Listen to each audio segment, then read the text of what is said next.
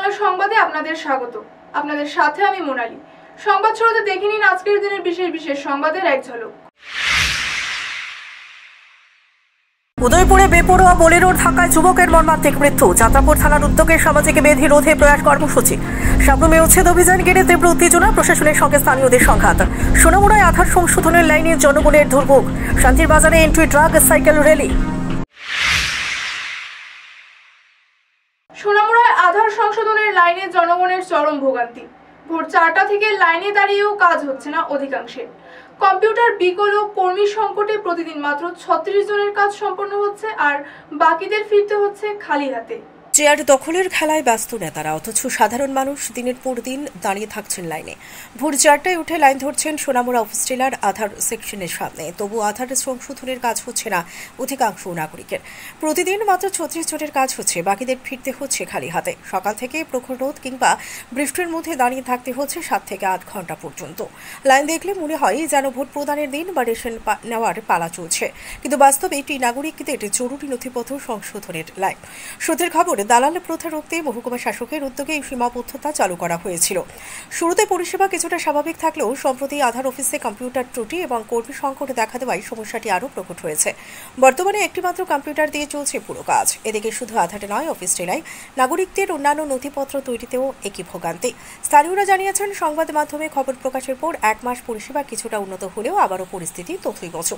জনগণের দাবি দ্রুত কম্পিউটার এবং কর্মচারী সংখ্যা বাড়িয়ে পরিষেবা স্বাভাবিক করা হোক, যাতে প্রতিদিন শত শত মানুষকে ন্যূনতম কাগজপত্র সংশোধনের জন্য ভোর থেকে রাত পর্যন্ত দাঁড়িয়ে থাকতে না হয়। ব্যুরো রিপোর্ট, নবীন ত্রিপুরা। আজকে 4-5 দিন ধরে ঘুরতে আসছি সোনামুড়া ডিএম অফিসে আধার কার্ড আপডেট করার জন্য, কিন্তু বার্থ সার্টিফিকেট অনলাইন লাগে, যার কারণে আমি বারবার এখান থেকে ফিরে যেতে আসছি। আজকে আইসি 5:30 আসার পরও আমি 18 নম্বর সিরিয়ালে করছি। এখানে মিশিং নষ্ট, একটা মিশিংয়ে কাজ চলছে, এই জন্য 18 জন পুরুষ 18 জন মহিলা নিতে আছে।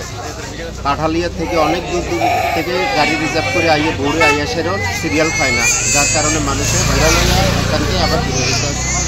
সকাল 5:30টার সময় আপনি আইছেন? হ্যাঁ, 5:30টার সময় আইও আমি 18 নম্বর সিরিয়াল পাইছি। এই পুরুষ 18 জন, মহিলা 18 জন। এই যে দূর অবস্থা, কি কইবেন? এখানে শুনতে আছি স্যারের মুখে বা এখানে যারা অফিসের দায়িত্বে আছে, মেশিন নষ্ট শুনছে, তো কতদিন লাগবে আরও তা শিউন নাই। মানুষের হয়রানি হইতে আছে। 4টা মেশিন যদি চলতো, মিনিমাম 70 থেকে 80 জনের মানুষের কাজ সমাধান করা যেত। মাত্র 18 জনের কাজ সমাধান হইতে আছে। লাইন পাইছেন নি? 6টা? কত 6টার সময় লাইন পাইছেন না?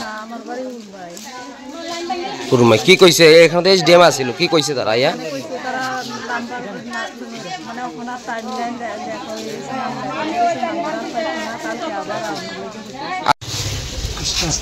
5টার সময় কি কারণে আইছেন এসডিএম অফিসে?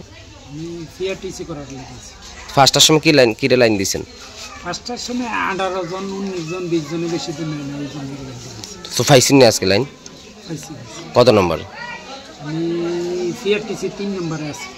তো এই যে সিস্টেমটা কি কারণে এই সমস্যাগুলো হইতেছে? মানুষ সকাল সকাল আইতে লাগতেছে, কি মনে করেন আপনি স্থানীয় নাগরিক হিসেবে?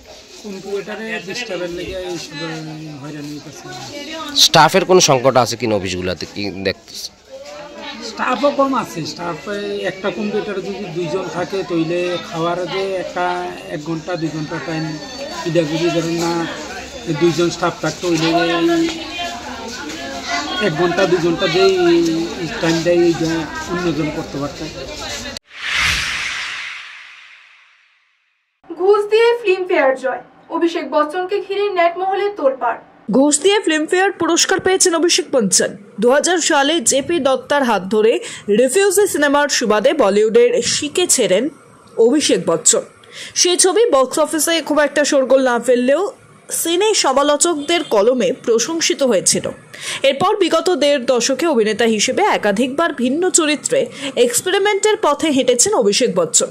তবে বক্স অফিস নম্বরের ক্ষেত্রে তা খুব একটা ফলপ্রসূ যেমন হয়নি, তেমনি নায়ক জুনিয়র বচ্চনের কেরিয়ারে ফ্লপ তকমাও শুনতে হয়েছে। এবার 25 বছরের ফিল্মি কেরিয়ারে যখন ফিল্মফেয়ারের মঞ্চে সেরা অভিনেতার পুরস্কার পেলেন, তখন সেই বিষয়টি নিয়েও কিন্তু কম জল খোলা হচ্ছে না নেট ভুবনে।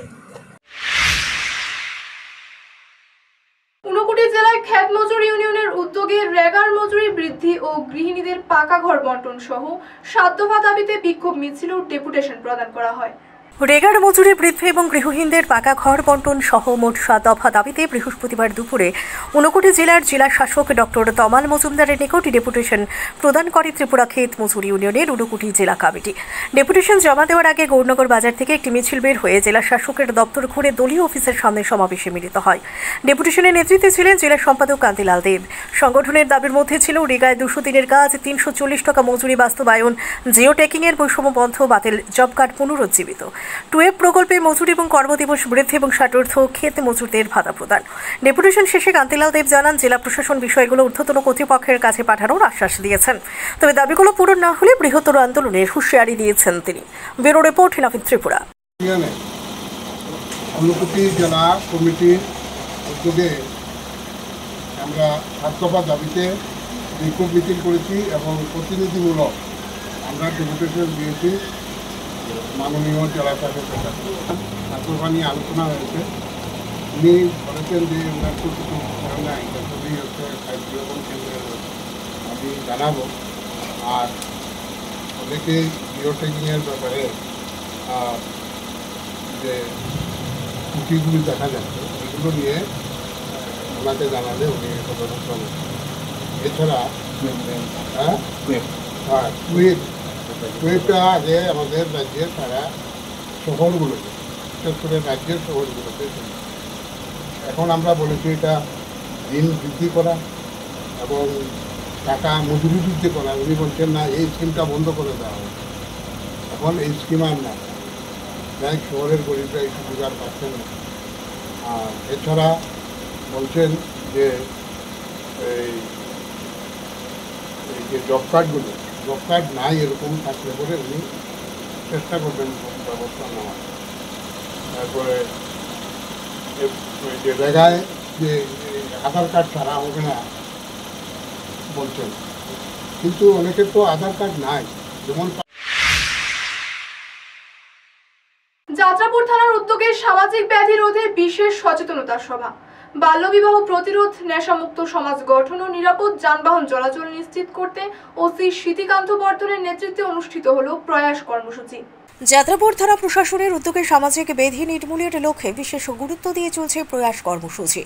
বাল্যবিবাহ রোধ, নেশামুক্ত সমাজ গঠন, রাতের পাহারা ব্যবস্থা এবং যানবাহন চালকদের আইন মেনে চলার আহ্বান জানানো হয় কর্মসূচিতে। 29 অক্টোবর যাত্রাপুর থানার ওসি স্মৃতিকান্ত বর্ধনের নেতৃত্বে বাঁশপুকুর বাজারে এক জনসচেতনতা সভা অনুষ্ঠিত হয়। উপস্থিত ছিলেন স্থানীয় ব্যবসায়ী, যানবাহন চালক এবং পার্শ্ববর্তী পঞ্চায়েতের প্রতিনিধিরা। ওসি বর্ধনবাবু জানিয়েছেন, নেশাগ্রস্ত হয়ে গাড়ি চালানো, হেলমেটবিহীন বাইক চালানো এবং অতিরিক্ত যাত্রী পরিবহনের বিরুদ্ধে কঠোর ব্যবস্থা নেওয়া হবে। সভায় উপস্থিতরা থানার এই উদ্যোগের প্রশংসা করেন। সমাজে শৃঙ্খলা ফিরিয়ে আনতে পুলিশের ভূমিকাকে গুরুত্ব দেন। ব্যুরো রিপোর্ট, নবীন ত্রিপুরা। এনফোর্সমেন্টের টোটাল যে ক্রাইমগুলো হয়, অনলি 20% আমরা এনফোর্সমেন্টের মাধ্যমে এগুলা কমাতে পারি। বাকি যে 80% বাকি কমবে না, কিন্তু বাকি 80% যদি কমাতে হয় তাহলে আমাদের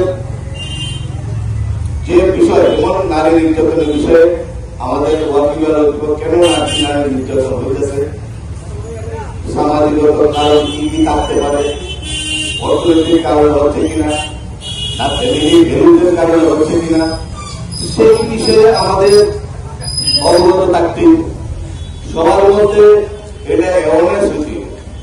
এবং আমরা সাবরুমে উচ্ছেদ অভিযান ঘিরে তীব্র উত্তেজনা। পশ্চিম সাবরুমের মদনমোহন পল্লীতে প্রশাসনের ড্রজার ও পুলিশের মুখোমুখি এলাকাবাসী। বাধা, বিক্ষোভ আর সংঘাতের মধ্যেই থমকে গেল উচ্ছেদ অভিযান। দক্ষিণ ত্রিপুরার সাবরুম মহকুমার পশ্চিম সাবরুম গ্রাম পঞ্চায়েতের মদনমোহন পল্লীতে বৃহস্পতিবার সকাল থেকে উচ্ছেদ অভিযানকে ঘিরে চরম উত্তেজনা দেখা দেয়। সূত্রের খবর, প্রায় 10টি পরিবারের ঘরবাড়ি ভাঙার উদ্দেশ্যে পুলিশ এবং প্রশাসন ড্রজার নিয়ে ঘটনাস্থলে পৌঁছায়। অভিযানের নেতৃত্বে ছিলেন সাবরুম থানার এসআই আশিস দে। কিন্তু উচ্ছেদ হওয়া পরিবারগুলোর সদস্যরা প্রশাসনের এই পদক্ষেপের বিরুদ্ধে প্রবল প্রতিরোধ গড়ে তোলেন। তারা ড্রজারের সামনে বসে পড়ে অভিযানে বাধা দেন। জানা গেছে, জমি সংক্রান্ত মামলাটি 2016 সালে বেলোনিয়া আদালতে দায়ের হয়েছিল। মামলার রায় কার্যকর করতে মালিকপক্ষ এবং আদালতের কর্মচারীরা উপস্থিত হলে স্থানীয় বাসিন্দাদের বাধায় পরিস্থিতি উত্তপ্ত হয়ে ওঠে। দফায় দফায় আলোচনার পরও পরিস্থিতি নিয়ন্ত্রণে আসেনি, এলাকায় চরম উত্তেজনা ছড়িয়ে পড়ে। এমনকি বিদ্যুৎ সংযোগও বিচ্ছিন্ন করা হয় বলে খবর। অবশেষে বিকেল প্রায় 4:20 নাগাদ প্রশাসনের দল কোনো উচ্ছেদ না করে ঘটনাস্থল ছেড়ে দেয়। ব্যুরো রিপোর্ট, নবীন ত্রিপুরা। শিল্পীতাটি আমি পশ্চিম সবরুম গ্রাম পঞ্চায়েতের একজন বাসিন্দার। আমরা জায়গা পশ্চিম সবরুম গ্রাম পঞ্চায়েত কাটলচুরি মদন মোহনপল্লী। আমরা এই জায়গাটা খাস জায়গার মধ্যে আমরা আসি। আদালতের রায় হিসাবে একজন ব্যক্তি উনার জায়গা বলে দাবি করেন এবং কি উনার জায়গা দাবিতে আইনে পেয়েছেন। এখন আমরা বাড়িঘরটা সব উচ্ছেদ করে লেতেছে। আমরা ন্যায্য বিচার চাই যে আমরা কি করবো। অক্ষণ দরকার জায়গার লাগত আসামি আমরা বাঁচতাম চাই না। আমরা কই যাবো বাড়িঘর ভাঙ্গে স্যার? আমরা জায়গা নাই, আমরা কোনো উপায় নাই। আমরা তাইলে যেহেতু ক্ষমতা আছে জায়গা লইছে আমরা মারে লইছে। আমরা তো রাতে রাতে বাড়িঘর করছি। আমরা রাতে বাড়ি করছি না। এত বড় একটা প্লট বইছে। এর থেকে তো একানো পরিবার তারা কই আসলো কলকাতা তো সব ঘুম আসলো। তারা বাধা দিতে হচ্ছে, তখন তো তারা গন্ধই নাই। তারপরে আমরা ওখানে কইছি ন্যায্য মূল্যে আমরা বেলু যা আছে দেন। আমি আমার নাম শিক্ষিত। আজ শান্তির বাজারে আশা ফাউন্ডেশনের উদ্যোগে শান্তির বাজার গভর্নমেন্ট ডিগ্রি কলেজ ও বেতাকা উচ্চ মাধ্যমিক বিদ্যালয়ের যৌথ উদ্যোগে অ্যান্টি ড্রাগ ক্যাম্পেইনের অঙ্গ হিসেবে এক বাইসাইকেল র্যালি অনুষ্ঠিত হয়। শান্তির বাজারে আশা ফাউন্ডেশনের উদ্যোগে এবং শান্তির বাজার গভর্নমেন্ট ডিগ্রি কলেজ ও পিতাগা উচ্চ মাধ্যমিক বিদ্যালয়ের যৌথ উদ্যোগে একটি এন্ট্রি ড্রাগ ক্যাম্পেইন অনুষ্ঠিত হয়। কর্মসূচির অঙ্গ হিসেবে সকালে শান্তির বাজার কলেজ প্রাঙ্গণ থেকে এক বর্ণাঢ্য বাইসাইকেল র্যালির সূচনা হয়।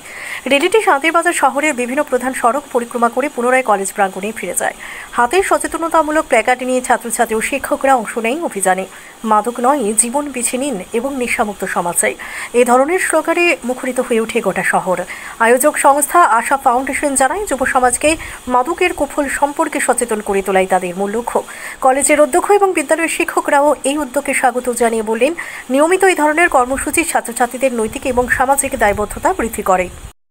দেশের প্রধানমন্ত্রী এবং আমাদের রাজ্যের চিফ মিনিস্টার মহোদয় আমাদের সেই পদক্ষেপগুলো নিয়েছেন, যাতে আমাদের সমাজের সেই টেকনোলজির দিক দিয়ে যে আমরা অগ্রগতি যাচ্ছি, সেই টেকনোলজির সাথে সাথে অনেক কিছু খারাপ জিনিস এসে যায়, সেটাকে আমরা কিভাবে প্রতিরোধ করতে পারি, সেটাকে বাধা দিতে পারি এবং ভালো জিনিসটাকে আমরা যাতে এগিয়ে নিতে পারি, সেই প্রচেষ্টার জন্য আজকে আমরা আসাস এনজিও, শান্তিবাজারের তরফ থেকে এনএসএস এবং এনসিসি ইউনিট এবং বেতাগা হায়ার সেকেন্ডারি স্কুলের এনএসএস ইউনিট আমরা যৌথভাবে সেই প্রোগ্রামটা চালিয়েছি এবং আমরা আগামীতে আরও সফল হওয়ার জন্য আরও বিভিন্ন প্রোগ্রাম আমরা করব।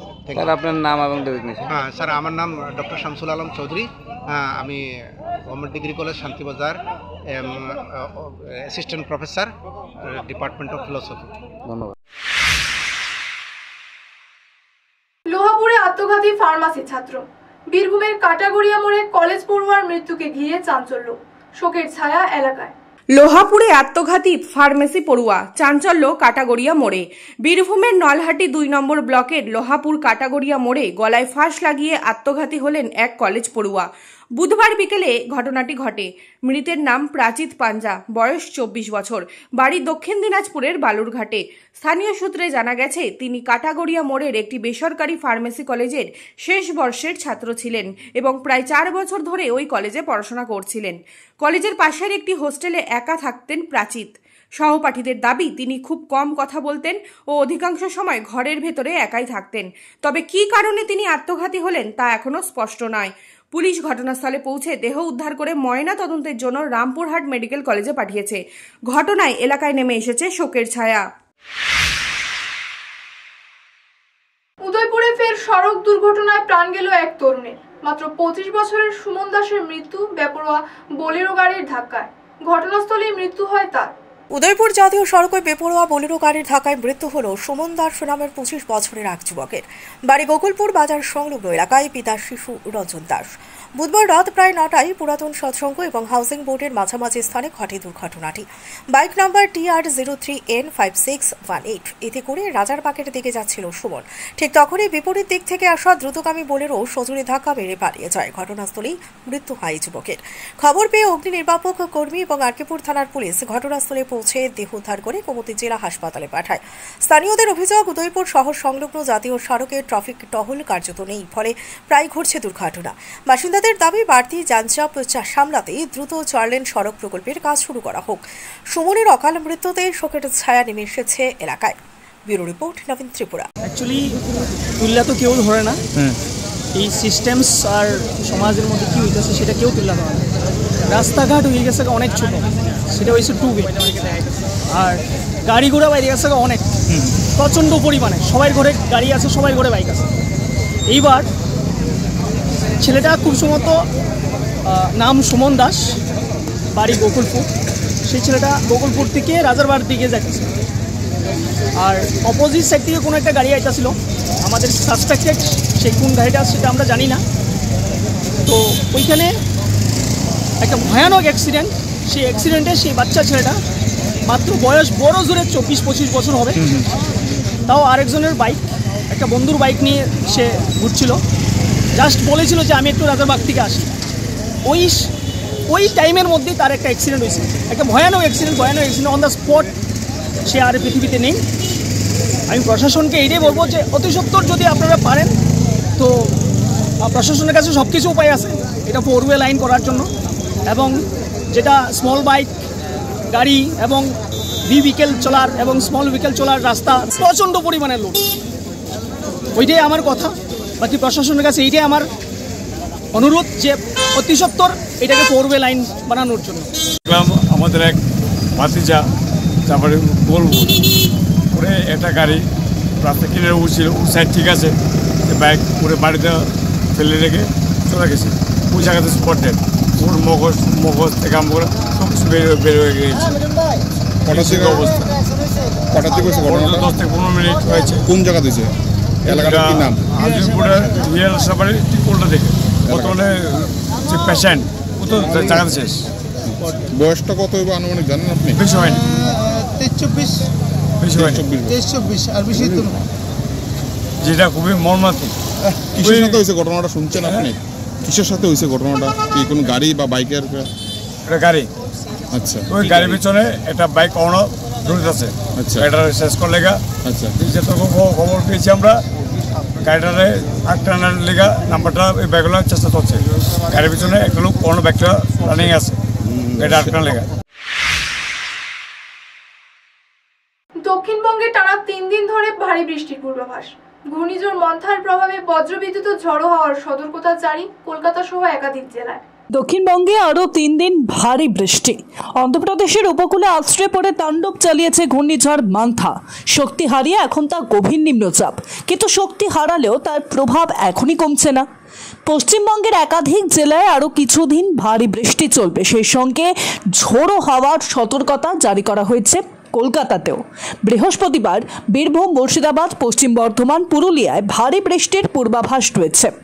বজ্রবিদ্যুৎ সহ হালকা থেকে মাঝারি বৃষ্টি হতে পারে দক্ষিণবঙ্গের বাকি সব জেলাতেই। সঙ্গে কোথাও কোথাও ঘন্টায় 30 থেকে 40 কিলোমিটার বেগে ঝোড়ো হাওয়া বইতে পারে। চেন্নাই সুপার কিংসের হাতে কি উঠে এলো ধোনির উত্তরসূরি? গুজরাটের তরুণ উইকেট কিপার উর্বিল প্যাটেলকে ঘিরে নেট পাড়ায় তোলপাড়।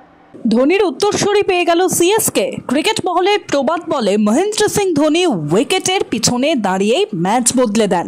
এবার কি সেই ধোনির উত্তরসূরি পেয়ে গেল চেন্নাই সুপার কিংস? নতুন উইকেট কিপার যিনি একেবারে মাহির মতো করে ম্যাচের ভোল পাল্টে দিতে পারেন, এমন তারকার খোঁজ পেয়েছে সিএসকে, এমনটাই মত নেটিজেনদের।